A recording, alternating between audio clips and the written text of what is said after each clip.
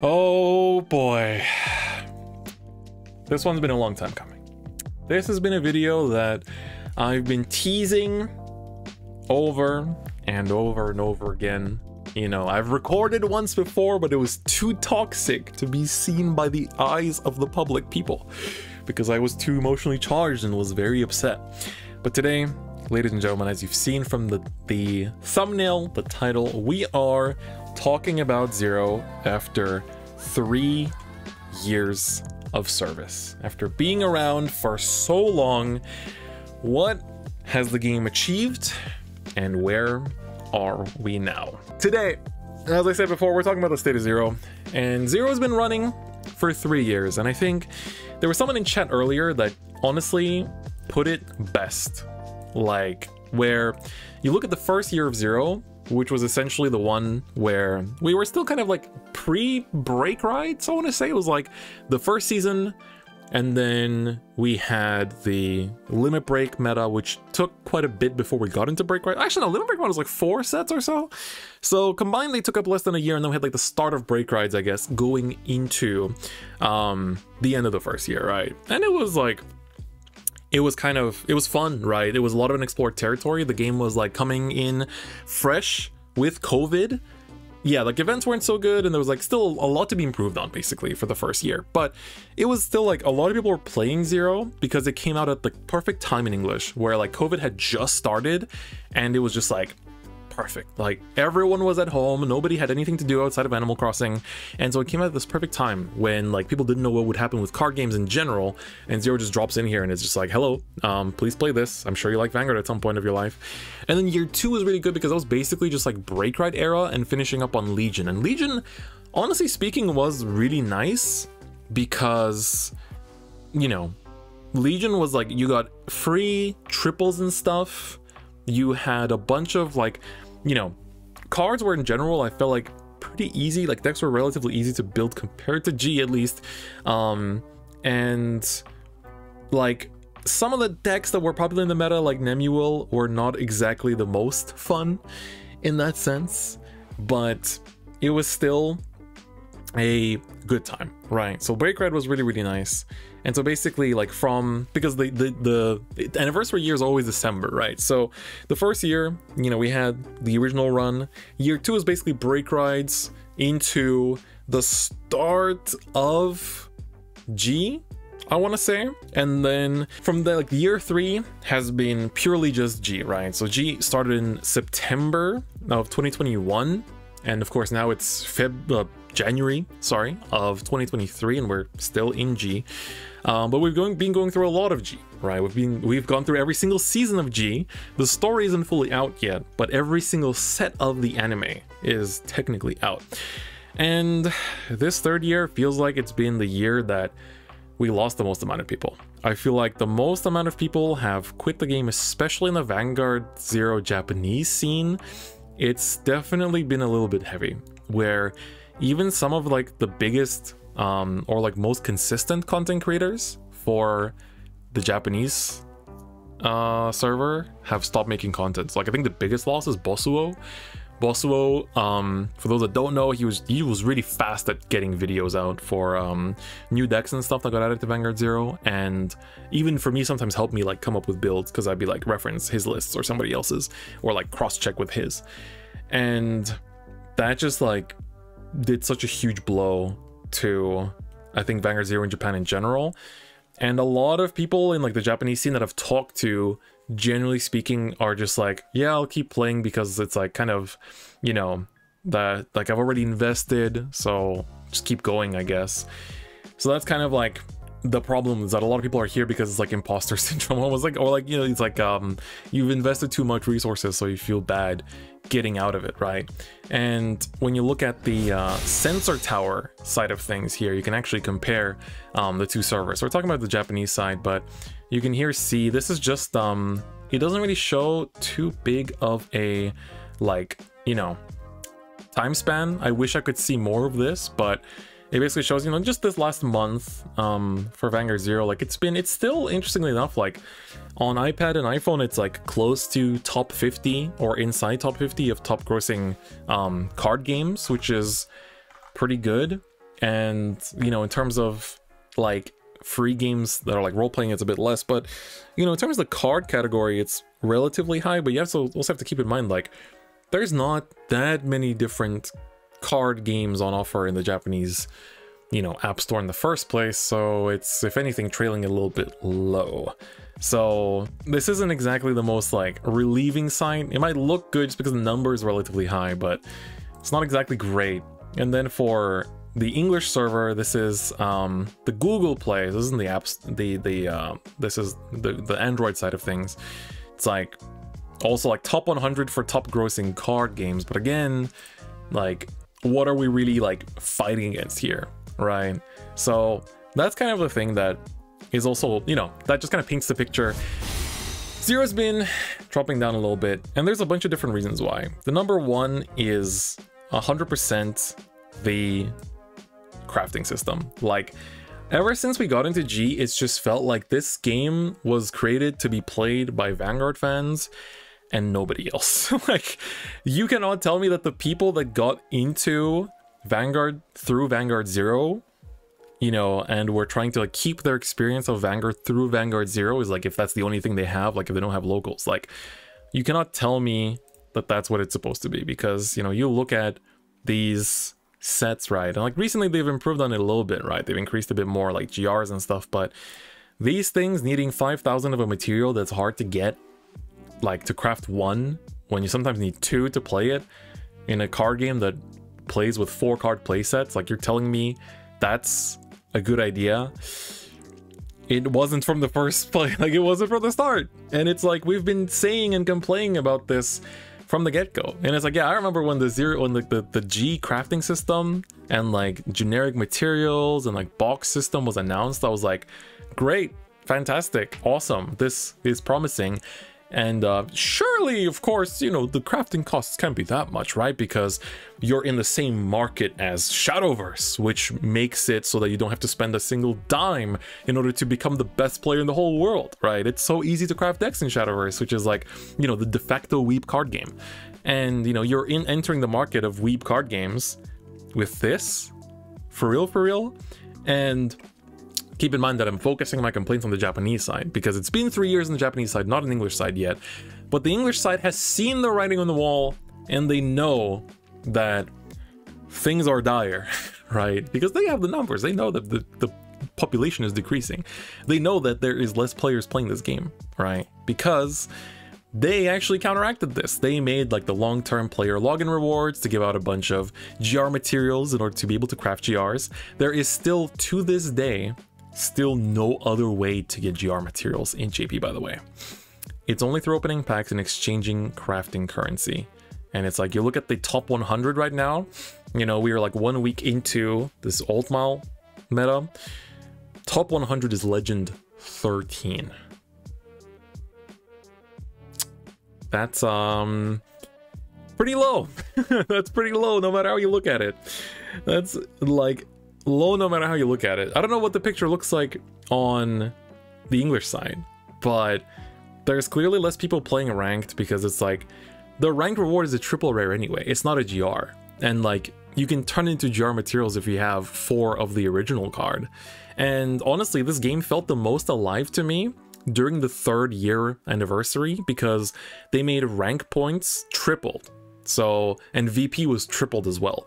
So you could get packs easier, gems easier. Like if you want to match in ranked, you went up a rank basically. And a lot more people were playing the game because they were earning a lot more gems by just playing.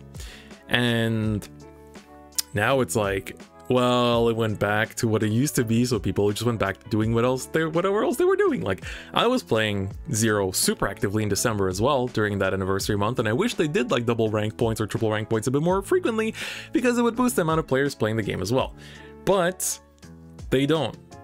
And it's like, they've made improvements to the ranked ladder system, but oftentimes it's felt too late or just not enough. It's like, you have to make this game fun to grind. You just have to crank it to the extreme sometimes. And like, that's the problem. Like, it just, grinding this game is not very fun. Like, that's just the short end. That's just like what it is. And then like, there's just, I don't know. You look at the VP rewards, right? And it's like, we used to be able to save up packs. Do you remember that? You remember before G? You used to be able to save up packs like any other, you know, like in other card games, yeah, you can like, you get packs individually like in Shadowverse, but you get so much free stuff and like a good crafting system in that game that it's like, it doesn't even count. But here it's like, yeah, you get like, you know, packs of 2 sets ago and then a bunch of packs of the most recent set. And by a bunch, I mean like 15. So it's, you know, when you need to open like 150, it's not great, but it's like, yeah, the generic packs are few and far between, and nobody's really willing to grind this much for like a pack each, you know.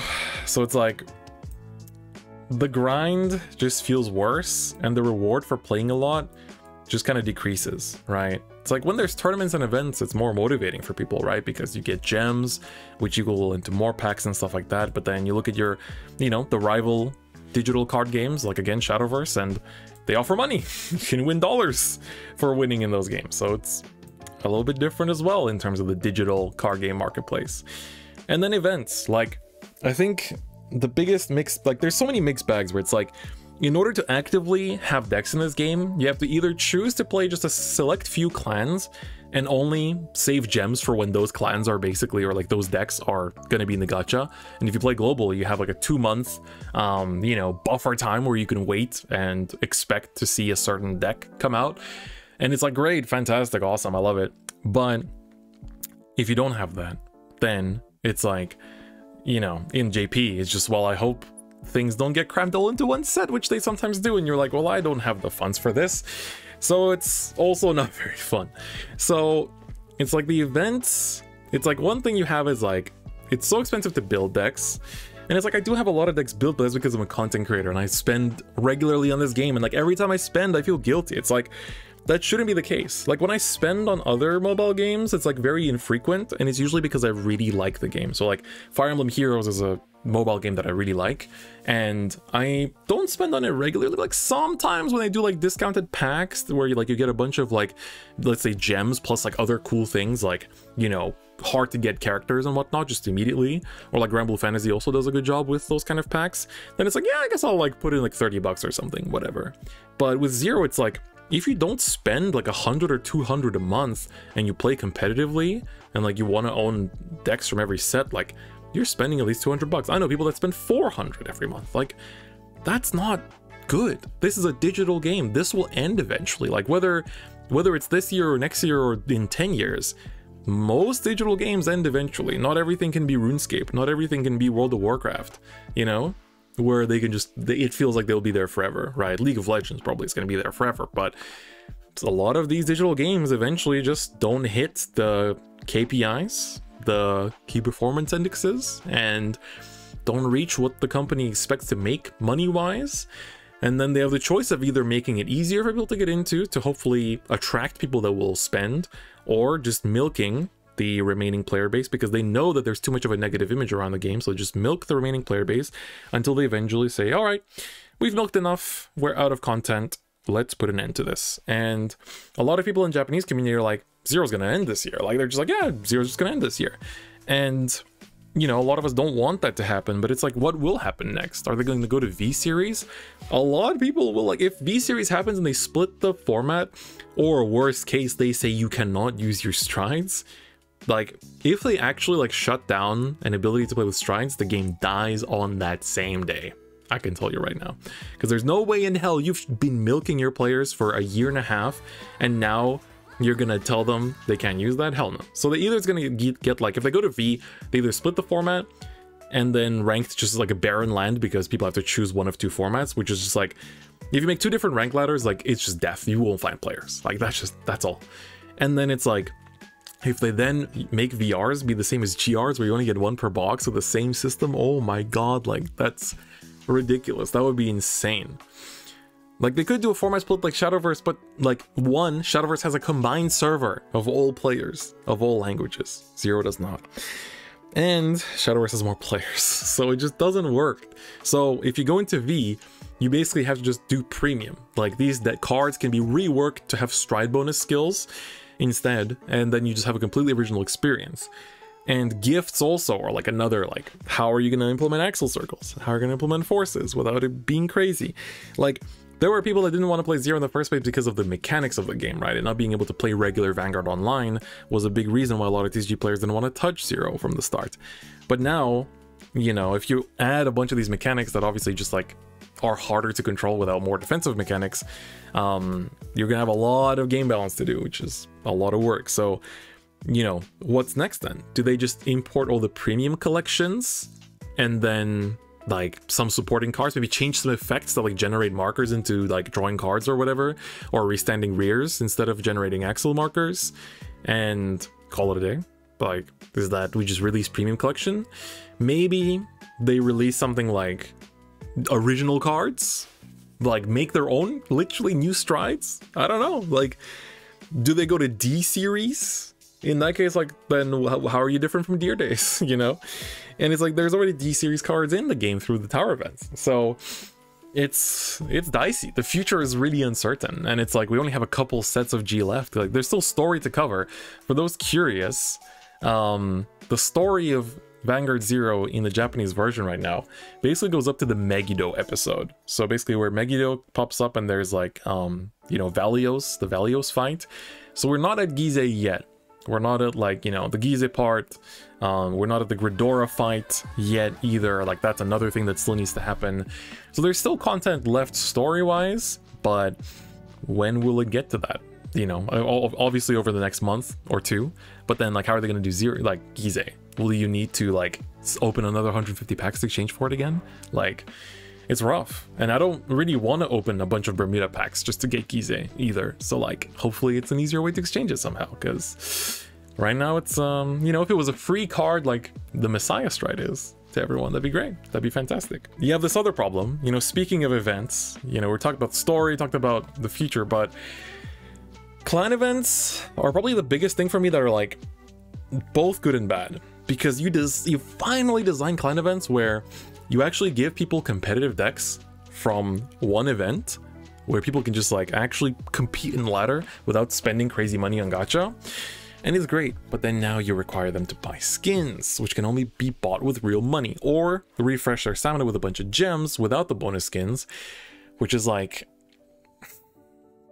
you know, it's not exactly great, because then obviously it'll cost less gems than opening the gacha, but then you're only building the one deck, right? So I hope you really like that one deck. So if you build like Vanquisher, that's been like historically pretty good throughout the history of Zero, right? There's some clan events like Fenrir that are like top meta, and if you like that, then it's great. But then there's some clans like Nubatama that didn't get added into the game. That used to be a clan event, didn't get added to the game until recently. And then there's the good old Tachikaze, which is like, yeah, we meme on it, but it's kind of ridiculous that we're almost done with the entirety of the G era. Over a year, almost a year and a half of packs releasing, clan events ongoing, and you failed to release one of the 24 clans. Like, I understand that Tachikaze is not popular, but if anything, in the G era, Tachikaze was the most popular it ever was, because like Gaia was genuinely the most popular Tachi deck ever existed, I think, because it was actually good. Like, the Engorge mechanic was pretty good, and Gluttony Dogma was an insane stride, so people actually play Tachis, right? And then you just choose not to release that. So it's like, what are you doing there? What is going on here? Like, it doesn't make any sense. So it's like, there's so many things to complain about. I feel like when I think about the good things, it's like, the best thing about Zero is that it's fun to play. But in order for the game to be fun to play, you have to pay an exorbitant amount of money, or save a crazy amount of gems and wait. So either it costs a lot of time, or it costs a lot of money for fun to be had. And as a Vanguard player, and somebody that loves Vanguard, and Vanguard is their main game, it's like, yeah, sure, I'm willing to bite the bullet for those things in order to have fun with my favorite game. You know, even if it's in a different rule set, that's fine. But when you think about the average general consumer, it's like, you think about someone that plays FGO, that plays Hearthstone, that plays Shadowverse, Runeterra, the Marvel game. It's like, would you recommend this game to them? No, it's like, why would you tell them? It's like, hey, yeah, dude, Vanguard Zero is really fun. It's really great. The experience is super awesome, but there's one caveat. you're gonna have to spend a lot of money or wait a long time and save and play actively, put your time into the game to be able to have any fun with it. So it's like, they even got rid of, like, we used to have a mechanic that would allow you to try out this, like, this freaking challenge fight. Remember challenge fight? We used to have a mechanic in this game that every time a new set came out, you would be able to try out every deck from that the set supported and earn a little bit of gems to make that, you know, to try out, like, see if you actually want to build it, see if you want to commit to the pack, if you want to, you know, just pull for that set. Now you don't even know how those decks control. You have to look up videos or read the cards yourself and hope that you like it. And if you started already, you know, investing, then that. Yeah, it's like, remember when triple rares used to have animations? Remember when, you know, we had animations for like the pop-up animations, but also like the visual effect animations for cards. Yeah, remember when skins were free from just opening packs? Like, they've added so many paywalls to so many different things and have reduced the amount of fun and free accessibility from the game and like visual beauty, visual flair from the game, right? It's like, I like Card Capital 2. It's nice, but they removed Live 2D. A lot of people like that. You know, the new soundtrack is great. I still prefer it over the original, but the fights feel a little bit soulless. They just, I don't know, like, it's, do you really not earn enough from this game to not be able to do like a bit more for it? It just feels half empty. It feels half-assed. So in the end, it's like, the best thing is, yeah, clan events are pretty good. Seasonal events give you free skins so you can get animations for certain grade 3s, basically. Like, now we have this Onimaru one, so it's like, finally I can see Shiranori's animation. That's great. But I don't know, like, it's, to me, it's most heartbreaking because the G era was the one that I was most excited about. Like, literally from Zero coming out, I was like, oh, I can't wait for G. And then we get to G and it's just, it's money grabbing through and through and preying on the most dedicated fans. And honestly, the global side of Vanguard Zero has done a great job at like trying to recover from that, right? They've added long-term player bonuses, playmats, they interact with people on social media a lot. They, generally speaking, I think give out gems more as well. And you know, you have like your like gem offers of like raid or tap joy or whatever. Like, I feel like global has so much more, like the global devs feel like they believe in this game's survivability so much more than the JP side does. The JP side feels like it's just like letting it run until they finish G and then just end it, or maybe add like V and turn it just premium with V in it. And it's like JP Zero just has nothing. There's like almost no content creators for it. The rewards suck, the gacha sucks, the price sucks, the events are always like bittersweet because they're great in terms of card availability, but you always need these event skins, and sometimes you buy a skin and it's only run once as a bonus skin, and it's just like, what the hell, dude? It's just so much stuff. And my room is still here for some reason. My room literally is pointless, and they spent precious like login bonuses on freaking my room. Like, the one nice thing is, like, I do like the new dailies. The dailies are much nicer than they used to be before. You can actually exchange these for packs all the time. You get stuff from them. They started giving out a bit more free packs every month from like events and stuff, but it's like, it's as much as they used to give away. It's not more or anything, which is like, I don't know. There's like zero marketing for Zero as well. I never see it anywhere. Like, I see ads for Vanguard itself all the time in Japan, but I never see anything for Zero, God forbid. Like, it's embarrassing. But yeah, so this is a lot less of a negatively charged. I was genuinely pissed when I first recorded this video, and it just feels like, I don't know. I don't even know what to end this video on. It's like, the 3 years of Zero, I've personally had fun playing it, but I'm in a very special position where I'm a content creator, and this is, you know, Vanguard is the thing that I create content about. So of course I will spend money to build decks, to make videos and make streams.